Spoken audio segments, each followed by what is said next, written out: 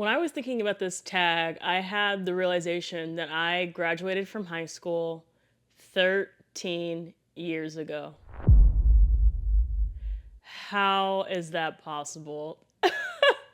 So thanks to Nkechi over at Library of Wonder who tagged me in this new original tag. Thank you for making me feel old, but grab a drink. I'm excited to get into the high school required reading tag.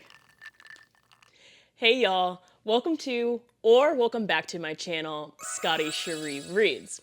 I mentioned that Nkechi is the one who tagged me, which if you haven't followed Nkechi, go subscribe to Nkechi because I get so many great recommendations from them. I've brought Nkechi up plenty of times, so please go subscribe and support Nkechi. But I said it was an original tag video, but Nkechi wasn't the one who created it. I was not familiar, but I have since gone and watched the videos of the co-creators, which is Nicole over at Noteworthy Fiction and Alex at Stay at Home Reader. So those are the two who co-created this like a month or so ago, and Nkechi, they tagged Nkechi tagged me, and now I'm here to talk about all of the high school related books. It was wild to go back and try to think about the books that I was reading for school 13 years ago, but I looked over all of the questions, I have all of the answers, so let's just get right into the first question. The first question is, high school crush. Name a book that you were assigned in school and loved at the time. Have you reread it? Did it hold up? So my answer for this, if you've been to this channel, you know that I admire Toni Morrison, and I had to read The Bluest Eye in school, I want to say freshman or sophomore year, I can't really remember, and absolutely fell in love with it. I think currently it is my favorite book of all time, just because it spoke to me that deeply. It talks about a little girl named Pecola Breedlove who is having a hard time feeling beautiful and doesn't think that, you know, the main society or the world views her as beauty. So she wants to be kind of like her little baby doll with white skin and blue eyes, and she just feels so ugly because she has the complete opposite of that. Dark brown eyes, dark skin, like me. And it gets pretty wild in that story. So definitely tread lightly. I recommend this book all the time because it is a part of me, a significant part of me, and it's my favorite book. But it is one of the heaviest books I've ever read, even though it's pretty short. So go into it lightly. I think it's a good place to start with Toni Morrison. Toni Morrison doesn't shy away from the hard topics, but I love that book, still my favorite book of all time. Let's get into number 2. Next is Gym Class. Name a book you were assigned in school and hated at the time. Have you or would you give it a second chance? Hands down, The Scarlet Letter by Nathaniel Hawthorne. I don't know how I was able to finish that terrible book. I don't know anyone who actually likes that story. Like the story itself, when you talk about, you know, the Scarlet Letter wearing the red A for adultery throughout the town and realizing who knocked this girl up, is inherently like interesting to me. So I don't know how he made this so dull. This is the most boring, unrewarding symbol. Like the symbolism in this book was so heavy-handed. Like, oh my gosh, I don't know. Like there would be times where he was talking about the clouds and the sky and it would go on for like 5 pages. And then when there was actually action that you were interested in, it'd be wrapped up in like 1 page. It was the worst book I think I've ever read. I would never read that book again. They need to remove that book from high school curriculum because, as you guys know, I'm an avid reader, but that book made me feel like I did not like to read and put me in such a big reading slump for years and didn't read a bunch in high school. So yeah, definitely Scarlet Letter, no thank you. Locker Combo. Is there a book you remember having to read but can't actually remember it? The Catcher in the Rye by J.D. Salinger, however you say it. I know that I read that book from start to finish, and I have like vague memories of not super enjoying it, but I couldn't tell you a single thing about that book except for the main character's name is Holden Caulfield, I think, and he is this very angsty teenager. It's a coming of age story, But other than that, I can't tell you anything at all. My long-term boyfriend at the time, like, really liked that book,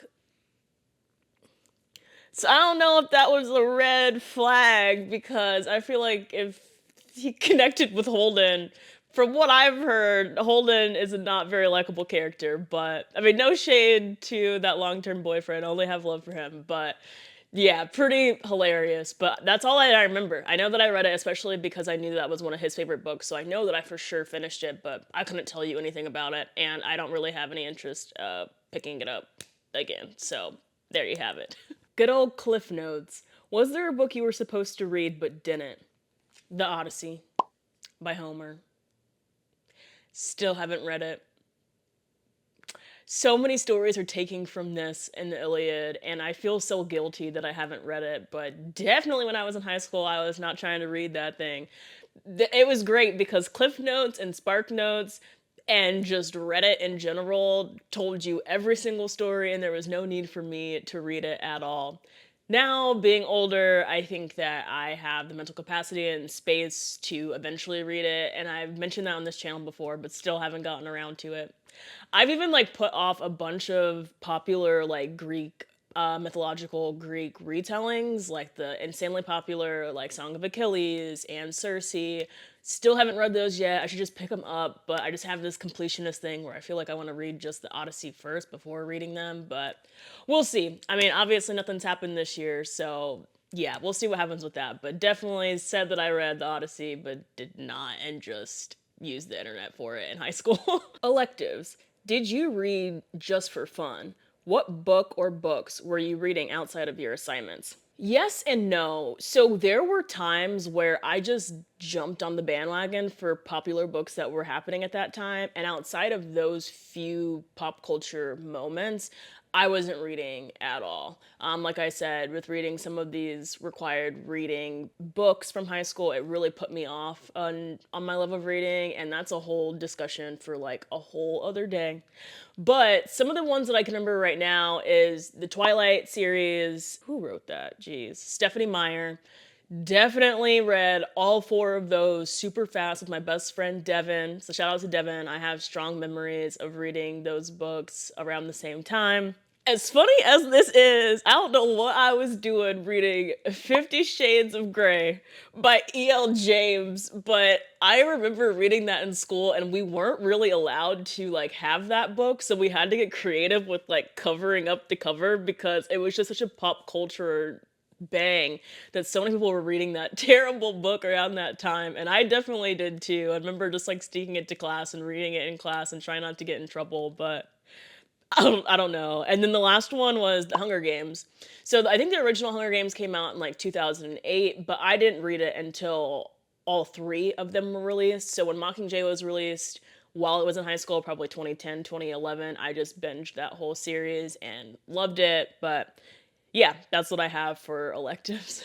Rebound. What book would you replace from the typical assigned reading list? Okay, so for this, I want to replace Lord of the Flies by William Golding. I did not personally read it in high school. I read it like last year for the first time, and thank God I did not need to read that in high school because I absolutely hated that book. It was like one of my most disappointing reads of last year because some people say that's like their favorite book and got them into reading in high school, and I really just don't understand how. It was so dry, it was so boring, it was hard to get through. The concept was interesting, but in my opinion, I say replace Lord of the Flies with the Hunger Games trilogy. It's more modern, it's fast paced. There's a movie adaptation that's gonna get kids eager to read in order to watch. I think it's just more relevant now. It talks about, you know, being political and using that as a weapon and a tool, which we need right now. So yeah, I would say screw Lord of the Flies. It's been used way long, like way too long anyway. Put in some Suzanne Collins and let's get into the Hunger Games and have these kids discussing the deeper meaning of these books. Teacher's pet. What book got you excited about reading for class? So there were a few. Obviously, The Bluest Eye, like I talked about, but I remember getting assigned to read Of Mice and Men by John Steinbeck, and I didn't know anything about it. So we had to read like the first 10 pages or whatever for homework, and I distinctly remember going home and reading those 10 pages, and then all of a sudden I was finished with the book. It captivated me so much and brought back my love for reading.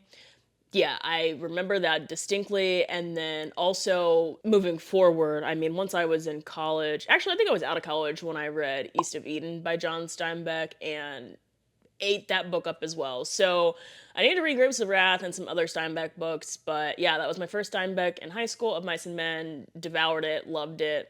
And I also remember really enjoying reading and dissecting any Edgar Allan Poe short stories. So, funny enough, I've never read The Telltale Heart.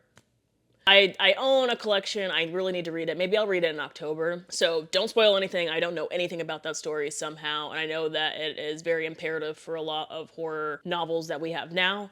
It's kind of the blueprint. I know that, but I haven't read it and I don't know anything about it, so don't spoil it. But I do remember like The Pet and the Pendulum, oof, and The Raven, and we read quite a few, but I really like to have discussions in class about those because I think a lot of people did, and those were some of the times in class that a lot of people were actually engaged, and it wasn't like the teacher was having to like pull teeth to get us to talk. I think everyone kind of enjoyed the Edgar Allan Poe short stories. Study hall. What was the most difficult book you read in high school, or the one you spent the most time studying?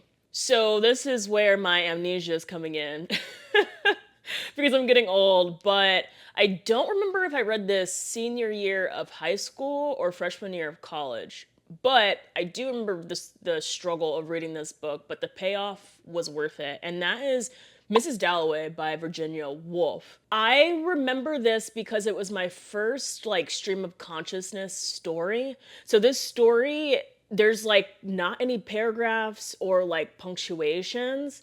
So it was really difficult to know who was talking, what was going on, and it was very much a challenge to get through. But I do remember really enjoying it and the experience that was so unique to me of reading a book in that way. I can't really tell you what it was about. It's about time for a reread. I just remember feeling like I really enjoyed it and it was worth it, but that's all I remember. I feel like it's about like a dinner at their house or a party at her house or something. I don't know, but I do remember Mrs. Dalloway, Virginia Woolf. Very difficult for me, but worth it. And of course, like Shakespeare's plays. I honestly haven't read the popular ones, like Macbeth or King Lear. We read Romeo and Juliet, which is a popular one, and I believe Much Ado About Nothing. And obviously, the struggle of getting through Shakespeare, it's kind of the same. It seems like you're like going through the mud, but at the end, the reward is always worth it. So, yeah, that's my answer for that. Nails on a chalkboard.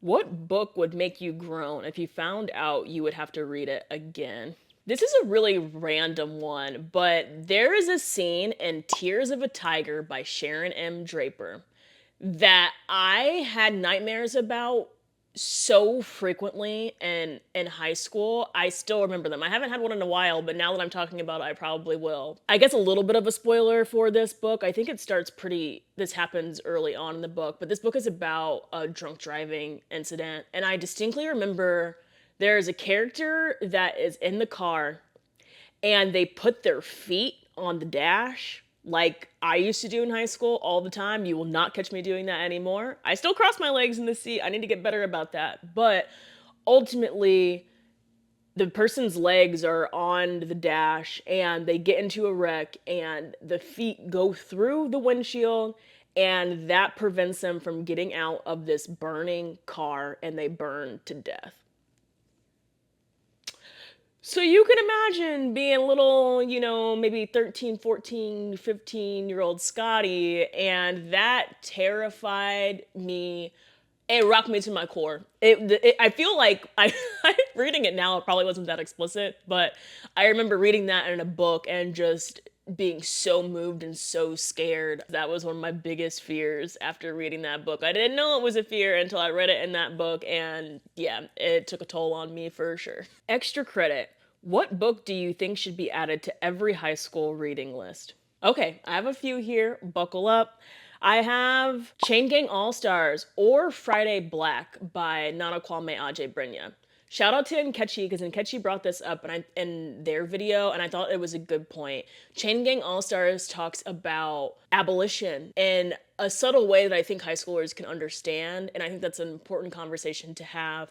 Police brutality, the school to prison pipeline that is very important for high schoolers to talk about. There's just so much. The prison system as a whole and how it makes so much money. And, I think Nana Kwame Adjei is doing great things, and the way that he writes, I think, is approachable enough for high schoolers to be able to have these intense discussions and important discussions in classes. So either, Chain Gang All Stars or Friday Black, which is his debut short story collection. Either of those. I have The Talk by Darren Bell, which is a graphic novel that Darren Bell talks about his experience of having the talk. And if you don't know, Black kids generally have this thing called the talk at some point in kind of like, late elementary school, middle school, maybe high school, where they talk about, how to move when you're around police and talk about police brutality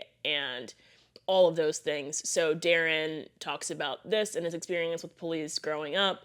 I think that this is a great tool for high schoolers because it's a graphic novel. So it's a unique medium that doesn't get taught in schools very often, which I think is going to be more engaging for kids and to get them to talk more deeply about these important topics. Not That Bad by Roxane Gay. It's been a little bit since I've read this story, and it might be a little too heavy for high schoolers. It might be better for early college, but I think that if you can pick out a couple of these short stories, so basically it's essays from various women talking about basically how it's not that bad and how rape culture makes women kind of diminish the things that actually happen to them on a day-to-day basis, from actually getting assaulted and raped to little things like catcalling. And even me right now saying little things that we have to deal with on the daily. And I don't know, 5 out of 5 star read for that one. But I should probably reread it and see if it's too heavy for high schoolers. But I'm sure there's some essays in there that you can piece apart and just take one or two that I think is imperative for high schoolers to read and discuss specifically in class. And the last one I have is Monday's Not Coming by Tiffany D. Jackson. This one's fun because it's like a mystery thriller novel, which I think is going to be more captivating for high school audiences. But it basically talks about being a good peer and making sure you are paying attention and keeping track of people who are in your class or your peers, because in this book there's a little Black girl who goes missing. Her best friend is the main storyteller, and it just seems like no one else really cares about her missing best friend except for her, and the ending will rock you to your core, and it's one of my favorite books of all time. But I would like to see that in high school curriculum. All right, and the last one we have here is BFFs, and it's basically to tag people that you want to do this tag. And for starters, anyone can do it, but I have 4 here that I am intrigued to hear what they would have to say. I have Ashley from Realm of Kidlit Comics. Ashley has read so much and has read middle school, a lot of middle school stuff, some high school stuff, and that's kind of her focus, young adults, kids. So I think that her opinion of what she thinks should be in high schools would be really interesting. And I think other people should watch that. Teachers should watch her informative video. So Ashley, try this tag for me if you can. I have Ray from Bookmark Chronicles.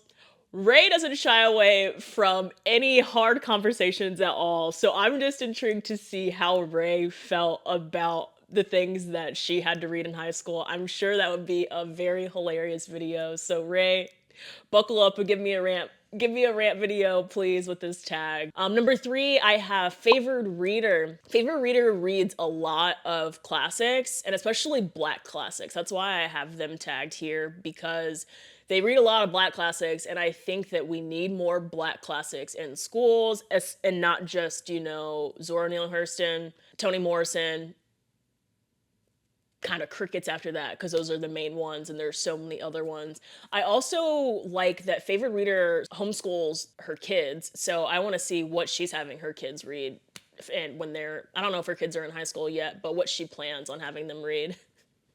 when they get to the high school level. And lastly, I have Emily with Books with Emily Fox. I think this will be a fun one because Emily has been reading a lot of classics throughout the past couple years. Like she was reading a classic a year, and a lot of these are going to be classics that you would generally read in high school. And I don't know, I just like their opinion on what's worth it and what's not worth it with classics. In my opinion, pretty much aligns with hers a lot. So I would like to see those people do this tag. If you guys do it, make sure to tag me, tag the original creators.